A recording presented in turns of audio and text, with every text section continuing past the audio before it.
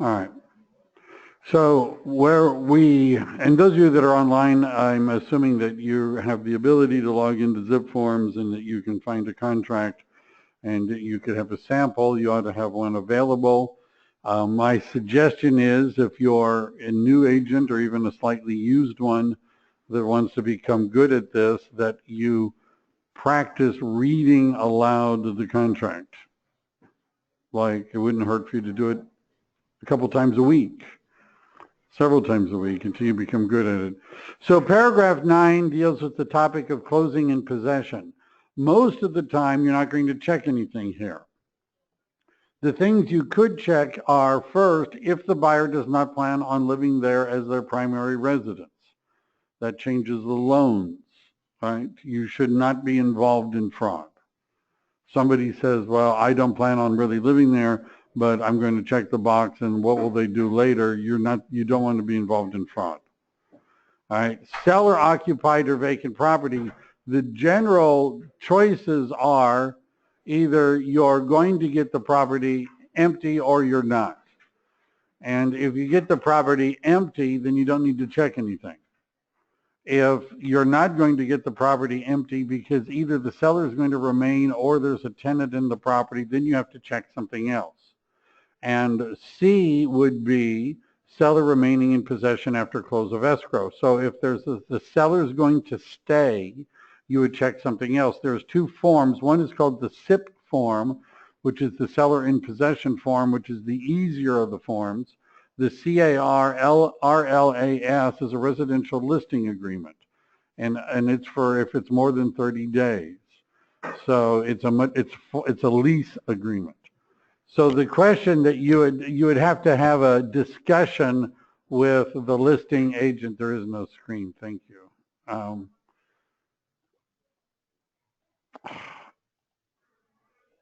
Now I know. All right.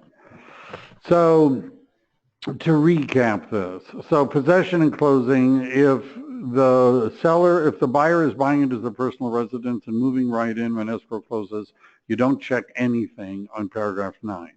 If the buyer is not going to live there, you would check that. If the seller is going to give you the property vacant, you don't need to check stuff here. Sometimes I see agents that change 6 o'clock to 5 o'clock. I don't understand that. All right, I don't get it. So I would just leave it alone. If the seller is going to remain in possession, that's one of the options. You would check if it's 30 days or less the SIP form, and when I checked it, it added the form. And then there's the RLAS, which is the residential listing agreement, which is a lease, and that's for more than 30. What? Lease agreement, yes. I was doing that to test you. You did well. Thank you. Both of these are CAR forms. And so when you check the box, they get inputted. CAR means California Association of Realtors. Our union. All right. So if the seller is remaining in possession, you should have the form. It forces you to answer such questions like, are you charging rent, or who's paying for utilities, who's got the insurance, things like that. If the property is rented and the tenant is going to remain there, then you don't really need to do anything unless the tenant is going to stay. So let's say the tenant is going to say, notice there's a tenant in possession form. See that one there? So I've added way too many forms, but if I click on that, that's the tenant in possession form. There's a big, if the tenants are there, D assumes the tenants are moving out or they're going to remain in possession. So you just need to, the choices are generally you don't check anything because the seller's leaving when escrow closes, buyer's moving in. Seller stays over, seller in possession form, tenant remains, tenant in possession form. Okay. And otherwise, you don't need to check stuff here. Statutory and other disclosures, this is a good thing for you to read and understand. And basically what it's telling the buyer is the seller is required to make certain disclosures to you. These are called statutory disclosures. And there's a form that you're going to be getting. There's probably going to be a seller property questionnaire. You would, at this point, need to know what kind of offer you're writing. Is it a trust sale? Is it a probate? Is it a regular? What documents do they have? But basically, I would explain that you're going to be given all these things. Notice it says in paragraph 3, waiver of these disclosures is prohibited by law. It's just a curious little thing. So you're going to get them, whether they want you to have them or not. It's a legal thing. You're going to get all these natural and environmental hazards disclosure and other booklets. You should, by the way, be giving people the book right away, right? Very soon, like during a buyer consultation. You should be giving them the book. Now, you can get copies of the book from various home warranty companies. I have some. You can send them by CAR pubs. And one of the things that I always find curious is that all the escrow coordinators, when you list a house, wants a copy of the receipt, right? That's sure, I understand why they want a copy of the receipt, but the receipt is supposed to be collected when the buyer is given a copy of the book by the buyer's agent, right? And you want to make, if I'm representing a buyer, I would have given them a copy of the book by now. Right, certainly by now, but we should talk about that. Withholding taxes, you don't really, there's a Megan's Law database, notice regarding liquid hazardous trans. Anyhow, there's not a lot, I'm not going to explain what every line of the contract says, but just how to fill it out. Condominium development and disclosures, the setting says that there are 7 days for them to disclose whether or not it's in a condominium. You should know when you're writing the offer if it's in a condominium or not. And then it gives a time period for them to provide copies of the information that you're required. What it says here is buyer's approval of CI, which is common interest disclosures, is a contingency of this agreement as specified in paragraph 14B3. So 14B is where we try to bring together most of the contingencies. This paragraph basically says you get to read the homeowner association documents, CC&Rs, bylaws, all that good stuff, and decide if you still want to buy the house. If you don't want to buy the house, you don't have to buy a house. Your approval of the common interest information is a contingency. Condition of the property is paragraph 11, and basically what paragraph 11 says that the property has to be maintained in essentially the same condition as when the offer was accepted, right? Unless otherwise the property is sold as is, as of the physical condition as of the date of acceptance, right? So as is means the seller doesn't have to fix stuff, but they're not supposed to break stuff either, right? As of the, and subject to the buyer's investigation rights. And the seller has to disclose known material facts and defects, and buyer is strongly advised to conduct investigations of the property. That's paragraph 11. Paragraph 12 basically says you can do anything you want to, that you're willing to pay for and not break stuff or create a lien on the property. You can have a radon gas inspection, asbestos inspection. You can do anything you want to, have a chimney inspection, a foundation inspection, soil engineering, samples of the soil to you can do whatever you want, right? During your investigation period, you can do anything you want as long as you don't break stuff and create a lien on the property. Title vestings, I don't really spend a lot of time on this. Basically, this is something that the one thing I would point out is, let me find it here, title within the time specified at close of escrow. Within the time, buyer shall be provided with the current preliminary title report. Insurer may not contain every effect. The preliminary report, other matters. So here it is. Buyer's review of the preliminary report and any other matters which may affect title or contingency of this agreement is specified in 14B. One of the things that you ought to do, if you feel like it, is to go through the contract, and every time it uses the word contingency, mark that paragraph. Find every place where it says buyer's acceptance of this is a contingency of the agreement. These are important things to know. 14B, which we're getting to in a minute, there isn't much else to say there. Here's 14B. Seller has 7 days. Normally we don't change this. Buyer has so many days for inspections.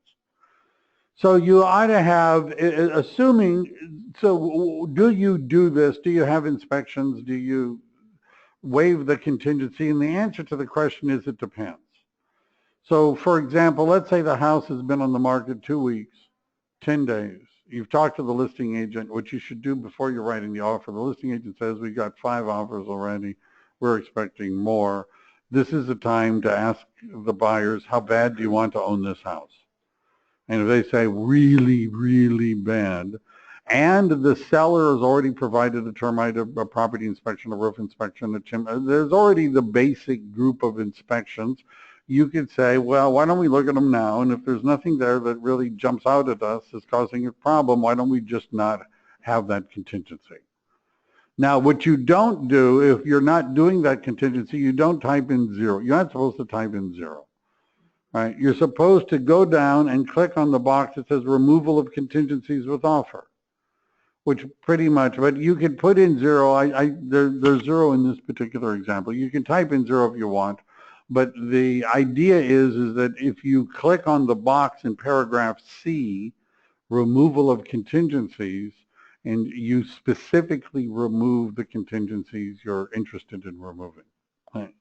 Which is a different form. My suggestion would be, in a typical transaction, you're going to want at least 10 days, right, for them to do something, to have some time to do something, right? It's probably a good idea. You could make it, there's no law that says it has to be 10, it could be 12. I would make it the same number of days to remove the loan contingency. Whatever the loan contingency is, you might as well do them all at once, right? You don't need to have, it's hard enough to remember one date, let alone 4 or 5. All right, so if you're removing contingencies, you click on this, right to cancel. Basically what this says is that if you don't remove your contingencies within the time period provided, the seller can cancel the contract. All right, you should have this conversation with the buyer. Do you realize that what this means is, you know, maybe next week I'll go through the contract as I would if somebody can be a buyer, all right, and I'll just go through and explain what I normally would say. But I would explain to them what a contingency is. My metaphors for contingencies are escape hatches, right? So if you're on a boat and the boat is leaking and you want to get off the boat, you need an escape hatch. Every contingency is an escape hatch. And every time we remove a contingency, we're locking that door. Right? Once we've removed it, we've locked the door, we can't get out that door anymore. Now, I coach a lot of people, and some of them have people that remove contingencies and then say, well, can we change our mind now? You've lost, and so what this is saying, seller's right to cancel. If you don't remove your contingencies, you can be canceled.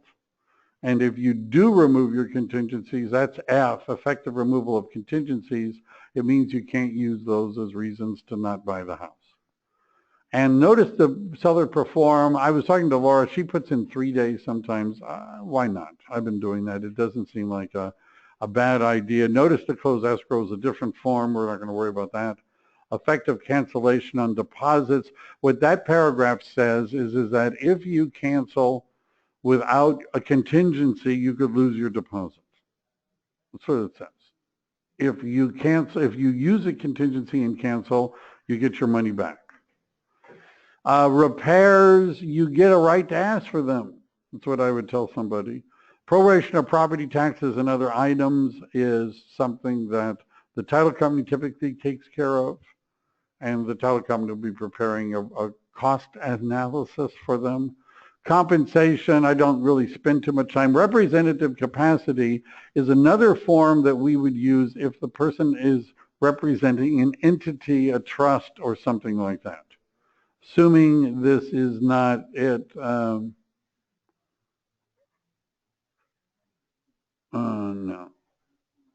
Here, let me just, there'll be a bump here.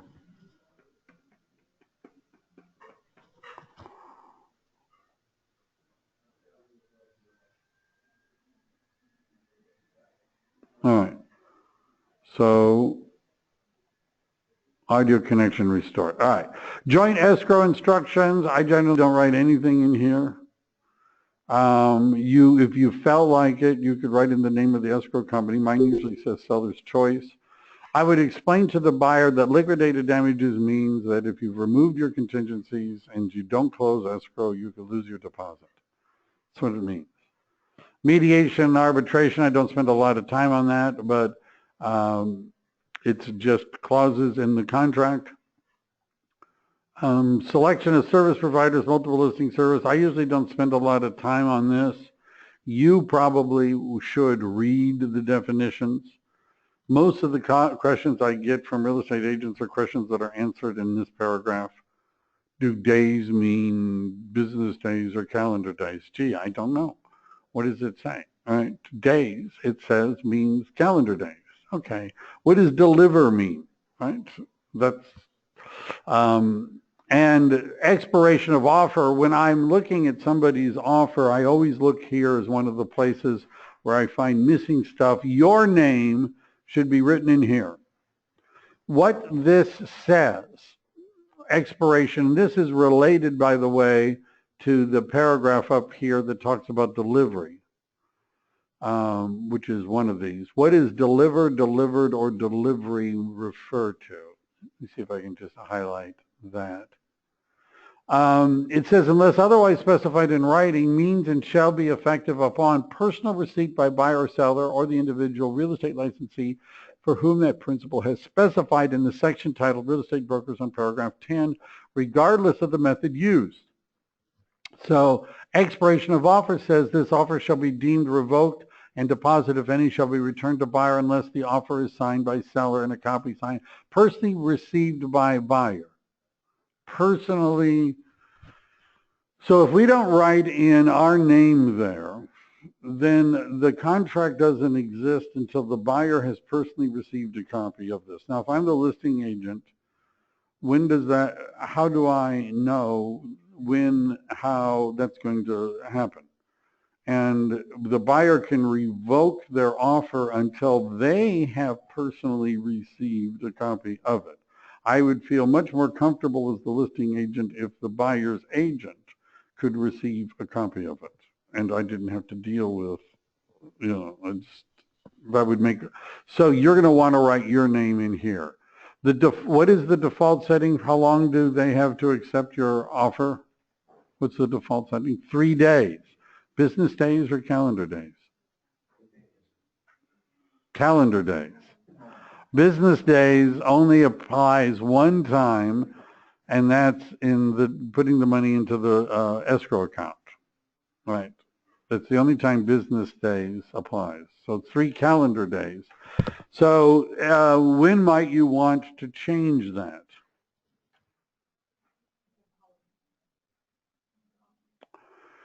So it could be that, so you should have a conversation with the listing agent. So tell me about the seller and what do I need to know to write the offer, and when will they have a chance to review it? And I'm going to ask all these questions.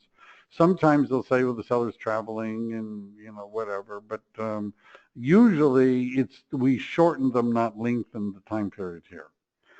And in other words, the default setting is 3 calendar days, which is generally enough time. Even if somebody's traveling, eventually their plane will land and they'll have a computer access and they go look at the offer. Right, so 3 days is a lot. If I'm making an offer that I don't want them to have 3 days, I want to have a shorter leash. So there's what's a preemptive offer? So the listing agent says we're taking offers on Tuesday. Right, I learned this from one of my investors. Was who cares what the listing agent says? Who cares? Well, it says Tuesday, so we provide an all cash offer today. You have 3 hours. 3 hours, right? All cash today, no contingencies, 3 hours, let us know, right? And the conversation I would have with the listing agent is, you need to understand this guy's not coming back. This is his one offer he's going to make on this listing. He's not coming back on Tuesday. And so they could decide in 30 minutes, right? 3 minutes. tell me how much, they'll say yes or no. Isn't that right? So they don't need a lot of time. So generally, I don't mess with this unless I have a reason, right? Unless something is coming up. If one or more are in a representative capacity and we click on this, it automatically adds that form too. All right. So then this should have filled out the information. It did a good job. Why not? Buyer inspection advisory, I would actually go through this with people, buyers, that this is a big investment. You ought to get all the inspections you have that you can. You ought to, and anyhow, that's the contract. So it only took me 2 sessions to go through a contract. That's a lot shorter for me. So I always include a market conditions advisory. Now, some of this, I don't know how to write this up, okay? But let me just explain what I mean by write it up. Typically, we're looking at the disclosures that the agent has provided prior to writing an offer. Now, sometimes the listing agent is going to give you a market conditions advisory. They're going to give you a, what else? There's the market conditions advisory. What else? The statewide buyer and seller advisory. And what else might they give you? Natural hazards disclosure. Now, knowing that, that's going to affect what documents I use. So for example, if I have a copy of the statewide buyer and seller advisory, if I have a copy of the market conditions advisory that you've provided me, then I'm not going to add those forms in zip forms for my client to sign, but we're going to sign the forms the listing agent has provided. Does everybody understand that? All right. And how would you do that in zip forms? I was going to, so let's do that. The listing that you are looking at has documents, doesn't it? Does it have a market conditions advisory?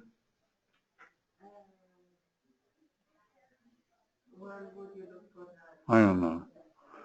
So do you remember that little document thing that I showed you? Yeah. Oh, in those documents? Right. Yeah.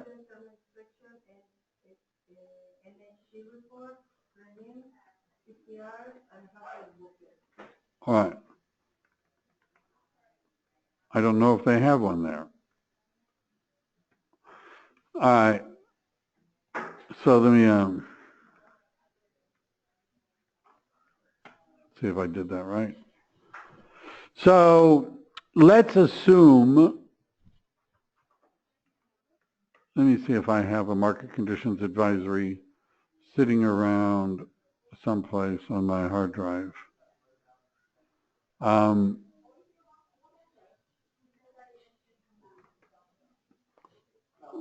MCA updates market conditions advisory, my logos. All right, well, I'll make one. All right, so now that we're logged in here, what I'm going to do is I'll just make one for fun, and then you can see how to do it. The short answer is that all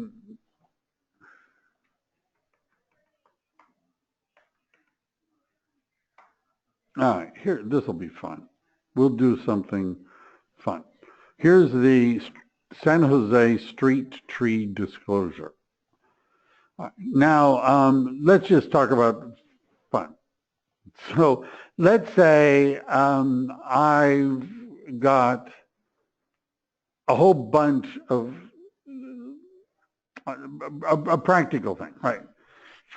The listing agent has provided us with a stack of stuff that the listing agent would like signed or initialed and dated with the offer. Now, if the agent is extreme, they're going to have a seller property questionnaire, they're going to have the transfer disclosure statement, they're going to have everything. They're going to have the termite report, and they're going to want you to initial the cover of the termite report. They're going to have a property inspection, a roof inspection, that's what I would do, right? We want all this back. Now, the easiest way for us to do it The easiest way for us to do it is take a yellow highlighting pen, print out the damn thing, go through and highlight all the places where they're supposed to initial, and sitting across from them, hand them a pen and have them do it, do it, do it, do it, do it. That takes the least amount of time for us, right? The least amount of time for them is that we upload that package, drop in the e-signature and signature initial date, all that sort of stuff, send it to them, and they just hit sign, sign, sign, sign, sign, sign, sign, sign, sign, sign, sign, right? That's the easiest for them. So you sort of have to decide, and which it would be better if they came into the office and you actually went through some of the disclosures with them and got them to sign it while you're there. Right, then you've got their signatures on everything. You take it over to the machine and you scan it to yourself. And now you have a scanned copy of everything with their signatures on it. It's called a wet signature, not electronic, and you send it to the listing agent with your offer. See, we did it. If the buyer says, I can't come in there, is there any way we can go through all the disclosures electronically? The answer is sure, why not? Personally, I would use SkySlope to do this. Now, the reason I use digital ink, and I was having this conversation with an experienced agent this morning who didn't know that you could use digital ink, never had used digital ink. This, by the way, is a common thing. Agents that have been in the business 20, 30 years don't know that digital ink is there or it exists. But if you're really lazy, which means you don't even want to log out of this program and log into another program, what we're going to do is I'm going to show you how to sign something, a free form in zip forms. Why not? I like adventure. So what we're going to do, notice it says Esign. So we're going to click on Esign. And by the way, my suggestion is that you create a contract, a sample contract, and put yourself in as the buyer and yourself in as the agent, and send it to yourself so you go through the whole process. So we're going to click on Create. And now what it's doing is asking me which documents do I want to have signed. Don't include the cover sheet. There's nothing to sign on the cover sheet. And the system goes, what are you doing? I don't understand. There's nothing to sign. Now notice over here, so the San Jose Street Tree disclosure, by the way, is not a standard CAR form. Right, so this is going to be used as a metaphor for a market conditions advisory, statewide buyer and seller advisory, whatever, right? Because we're all going to work the same. We're going to click on Browse, and now I have to figure out where it is. Where do I have it? MC 510, Market Center 510. This is something I borrowed from them. All right, I borrowed 510. Sale, closing, agent, author, checker, checklist, conversation log. Where was it? I saw San Jose Street Tree disclosure. Now the reality is most of the natural hazard disclosure companies typically have a San Jose Street Tree disclosure thrown in. One of the things that you would need to know, first of all, is it in San Jose? And two, did you already get a copy included amongst the natural hazard disclosures? If you look through the NHD stuff, you see they have all sorts of stuff thrown in. Ducks and DUCT, not DUCK, ducks and all sorts of stuff. So now notice what we've done is we've uploaded that form. We could have taken the entire scanned package that the agent gave us and uploaded them all, right? Do you understand? So now the forms are in zip forms. We're going to click on Next. And in zip forms, it's asking us who the people are, so we have to have the people that need to sign. I think I put myself down as buyer number 1. So, because we have to say who's signing this form. We click on Done, we go to Next, and because it's not a CAR spot, we have to drop in the signature block. And by the way, all of these programs work somewhat the same. Right? They're more similar. There aren't so many moving parts. All right, and then we're waiting and we're waiting and we're waiting. And you see, I sometimes just use it because I'm already logged in. So here's the San Jose Street Tree disclosure. By the way, if you forgot to put in somebody's name, oh my gosh, I didn't put in their name. That's an easier thing to modify before you put it here. However, you could say a text box. Okay. And so we do that, and now we just click someplace. Oops, I'm sorry, I was doing this to show you. You see where it says text box, you drag it here. Oh, it wants me to make sure if somebody signed something. So let's do that first. It wants that. So the seller, we're doing the buyer. So see right here, I drag Billy Buyer, and it put in a date. And for the text box, I could see it wants me to print the name. And if you're an ADD person, you might want the date over where it says date, and you might want to print the names where it says print the names. You might want to do that. Right. And by the way, you could always, and so what is the value? BILLYBUYER. Oops, I hate this. BILLYBUYER,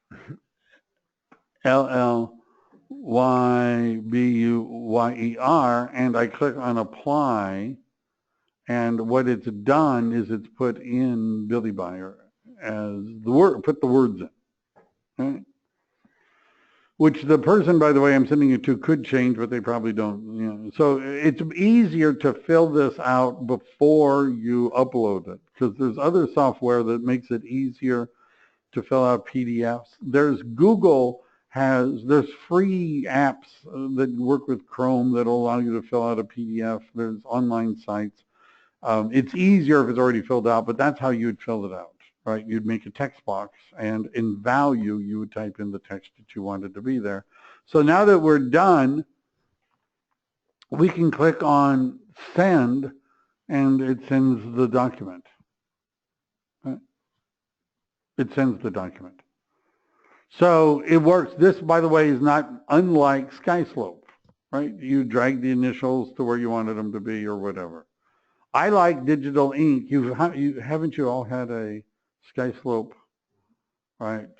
Digital ink. It works. It's at this point. I think that it's DigiSign for SkySlope. Digital ink is for CAR.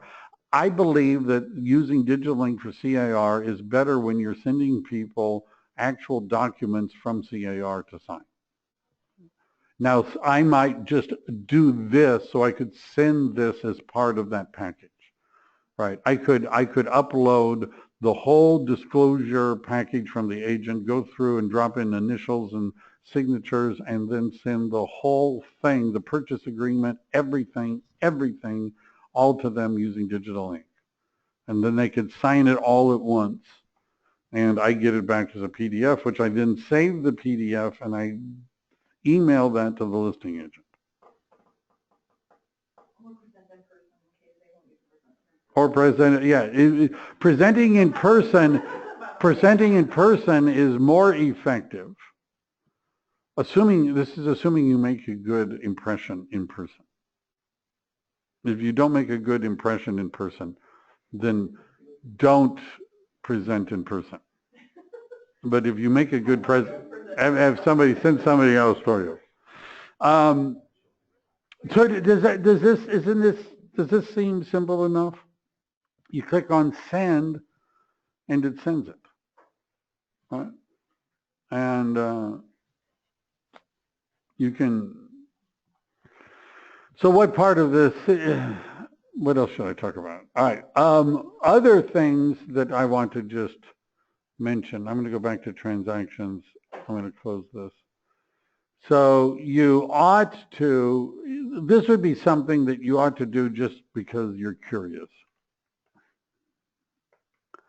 So I'm typing in the word advisory, and there's the buyer inspection advisory, the vacant land inspection advisory, manufactured home advisory. There's the market conditions advisory, the probate advisory, REO advisory, REO, there's two of them, one for a listing, one not. Seller advisory, short sale advisory, statewide buyer and seller advisory, trust advisory.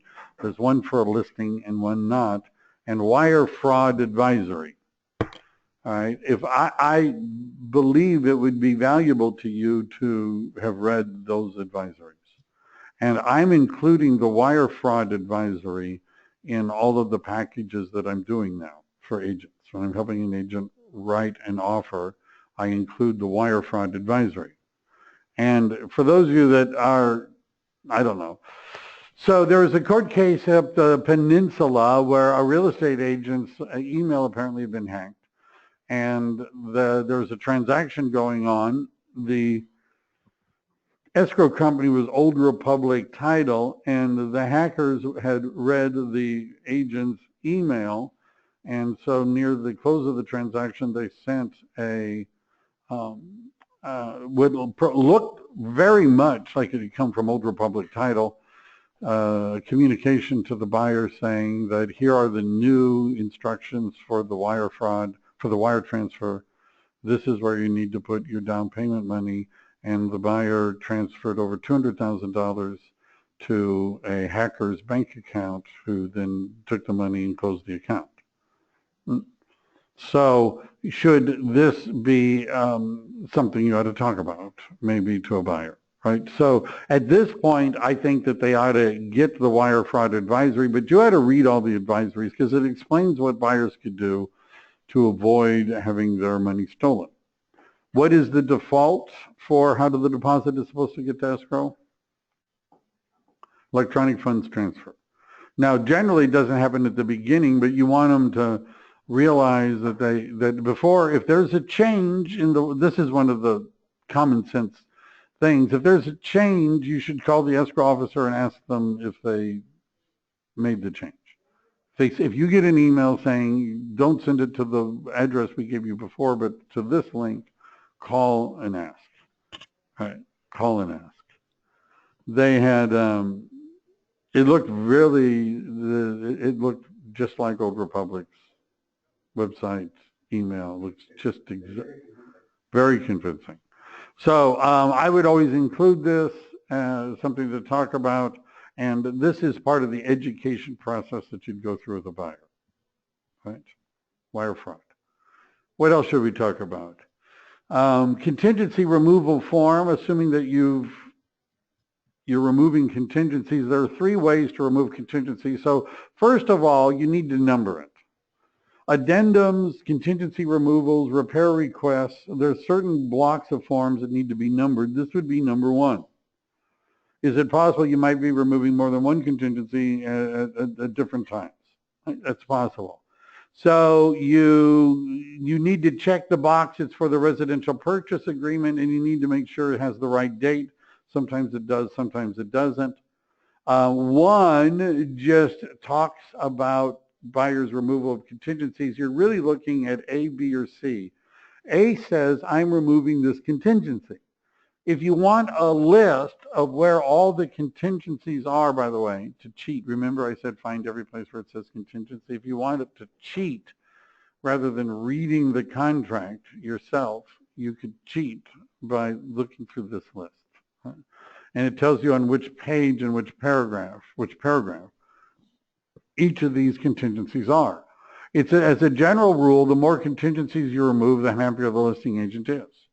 So if there's any contingency you could remove with the offer, click on that contingency right here. If not, you might be checking all buyer contingencies are going to be removed except. This is considered better. I'm removing everything except the loan contingency, right? Or everything except the appraisal contingency. And I could click on more than one. Or the best, if you're the listing agent, is buyer removes any and all contingencies, right? Historically, we weren't checking on that until 17 days into the transaction. So why doesn't 2B have the same list as 2A? Because these are the ones that people normally, it's too long of a list. You could check others. It just is. Right. 2A is a complete list of all sections that have contingency reference in them. Pretty much, yes. Yeah. Even the least and lean, yeah, that's everything there. So that's the list. So you can see why you could be removing contingencies over and over again over time. You remove the loan, then move property and move onwards. What else do I want to do? So from the buyer's perspective, B is more risky than A. Yes, and C is the most risk. If you're the listing agent, you want to see C. B would be next something, but we may not have as much. I would always fear I've forgotten. What? I would always fear that I am waiving conditions Right. that I've forgotten about. Right, and you should have a discussion with the buyer about this. So one of the things that I'm sure you're all really familiar with is I don't need that. What I did is I went to the library, right? I'm sure you're all familiar with the CAR library called CAR sample letters. I'm sure you are. I'm sure you guys you're curious and you've gone and clicked on everything. Abandoned property, so these access to premises letter, acting against broker's advice, belief of abandonment, buyer's intent to proceed, it's just a letter, confirmation of conversation, something you would send. Like, for example, the reason I was thinking about this is removing contingencies is an important step, right? And so you might have to have, you might want to have a conversation as to what does it mean to remove contingencies. By the way, I believe I actually have a letter that I wrote for removing contingencies. Demand for deposit and demand for commission, demand for seller to perform, to close. So there's a bunch of sample letters that you might want to look at.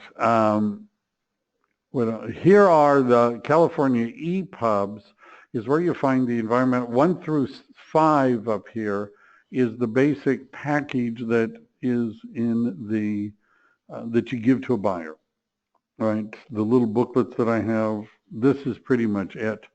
And one of the advantage, I've picked the environmental hazard, you could send this to people and get them to sign it too, right? Because now that we're doing this, we're in zip forms, right? And so we could sign this form, and there's not, the part that we're going to want to collect is someplace. It's coming, it's near the end. I started at the back. I don't know, where is it? The receipt. But anyhow, here's the environmental hazards book. Interesting. And receipt. It's interesting. It doesn't appear on this page. What else do we want to talk about? Go through all the forms. Do I want to, which do I want to, DRE forms? Anyhow. So. Okay, so then, say the listing agent sends you a big package, you scan it all in, you work with your buyer, you get initial sign, then how do you give that back to them? All right, so what we do, let's assume, there was one more thing I wanted to cover, but let's assume that we're using zip forms. So we have the scan, which is on our hard drive someplace. Did you want to, yeah, I know. So you upload that file in that box where it says Esign, and you go through and you drop all of them in, and then you send it to the buyer, and the buyer signs them all, and it comes back to you. And now what you're going to have is a completed package, which you can download from the Esign part. It actually is going to show up as folders on the side, and you can download it as a PDF onto your hard drive. And so then you would contact the listing agent and send them an email saying attached is an offer for your property. You know, if you're listing at, and you'd have all the different things attached. If it's too big because of all of the different forms, I create a Dropbox folder and then share the link to the Dropbox folder and send it to the other agent so they can download them themselves. Which part? Sure. I could do that in zip forms too. I could send an email from zip forms to the listing agent. Absolutely.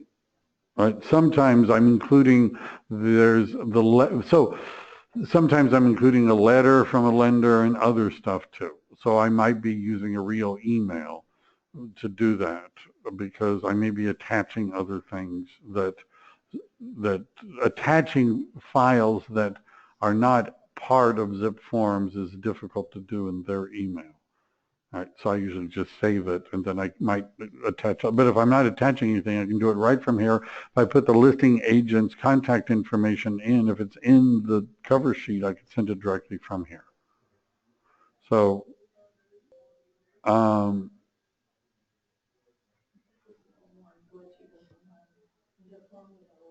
it's a little glitchier. I'm not saying it's perfect.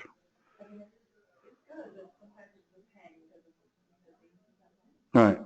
I use it because I don't want to have to save, export a PDF, import the PDF, drop in. I mean, why would I want to do all that?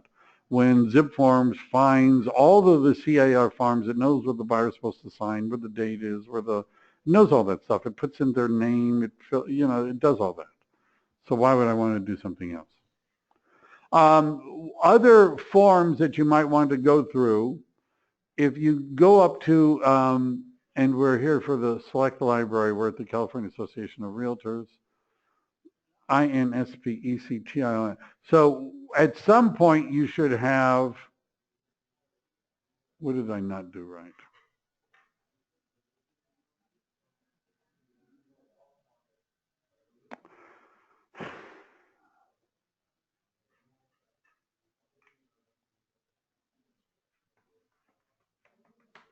Come on. Let me just see what happens if I change. There's two forms that you're going to want to, there we go. Inspections. Inspection. What am I doing wrong? Maybe it's just taking so besides the buyer inspection advisory, there is a authorization to order inspections. There's a form where basically you would sit down with the buyer and decide which inspections they want. And I have no idea why this is doing this. I don't know.